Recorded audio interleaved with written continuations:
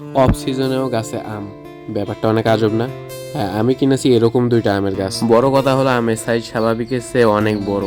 কোথা থেকে কিনলাম এই গাছ আর কত দিয়ে কিনলাম জানতে হলে দেখতে হবে পুরো ভিডিও।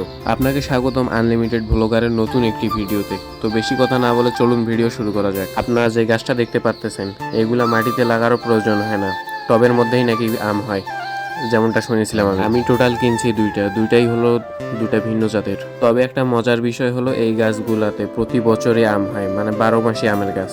আর প্রতিটা আমের সাইজ হয়ে থাকে 1 থেকে 1.5 কেজি, কোনোগুলো আবার 2 কেজিতেও যায়। এই গাছগুলো আমরা মাটিতে লাগাবো না, টবের মধ্যেই থাকবে, তাই বাসার ভেতরে নিয়ে আসলাম। দেখতেই পাচ্ছেন কত ছোট একটা গাছ, তার মধ্যে কতগুলো আম ধরেছে, তাও কত লম্বা লম্বা। এই গাছের আমগুলো অনেক লম্বা হয়, আর যেই গাছটা দেখতে পাচ্ছেন অন্য গাছটা, ওটার আম সাইজে অনেক বড় হয়, 2 কেজি পর্যন্ত হয়ে থাকে সাইজ।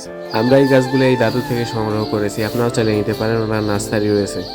উনি আমাদেরকে বলতেছিল কিভাবে গাছের যত্ন করতে হবে আর কি কি সার দিলে অতি দ্রুত ফলন আসবে। এখন আসি দামের কাছে, কত টাকা দিয়ে কিনলাম এই গাছগুলা, আপনাদের অনেকের জানতে ইচ্ছা করতেছে। মূলত এই গাছগুলো আমাদের কাছে রেখেছে 4500 করে।